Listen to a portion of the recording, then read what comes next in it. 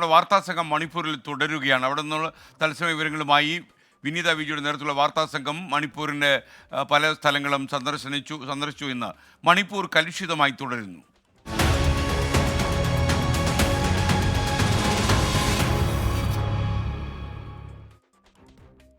സംഘർഷം തുടരുന്ന മണിപ്പൂരിൻ്റെ Indo Myanmar അതിർത്തിയിലെ സ്ഥിതിഗതികൾ വിലയിരുത്തി സുരക്ഷാ ഉപദേഷ്ടാവ് കുൽദീപ് സിംഗ്. സംസ്ഥാനത്ത് ഇന്റർനെറ്റ് നിരോധനം 2 ദിവസം കൂടി നീട്ടിയിട്ടുണ്ട്. MLA-മാരുടെ വീടുകൾക്ക് നേരെയുണ്ടായ ആക്രമണത്തിൽ 7 പേർ അറസ്റ്റിലായി എന്ന വാർത്തയും മണിപ്പൂരിൽ നിന്ന് വരുന്നു.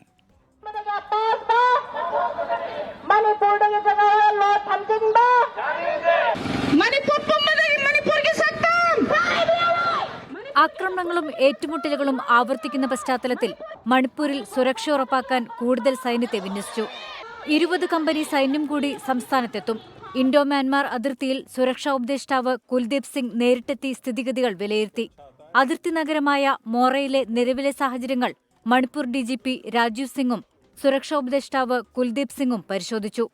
ഓരോ മേഖലയിലെയും ചെക്ക് പോസ്റ്റുകളിലും ആവശ്യമായ ക്രമീകരണങ്ങൾ ഏർപ്പെടുത്തിയിട്ടുണ്ട്.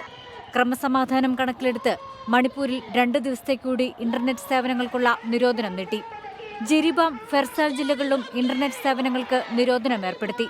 മണിപ്പൂരിലെ MLA-മാരുടെ വീടുകൾക്ക് നേരെ ആക്രമണം നടത്തിയ സംഭവത്തിൽ 7 പേരെ കൂടി അറസ്റ്റ് ചെയ്തു. ജനങ്ങൾക്ക് അവശ്യ സാധനങ്ങൾ വാങ്ങുന്നതിനായി രാവിലെ 5 മണി മുതൽ 12 വരെ കർഫ്യൂവിന് പ്രത്യേകം ഇളവ് അനുവദിച്ചിട്ടുണ്ട്. മണിപ്പൂരിലെ പൂർണ്ണ സുരക്ഷാ ചുമതല സുരക്ഷാ ഉപദേഷ്ടാവ് കുൽദീപ് സിംഗിന് നൽകി.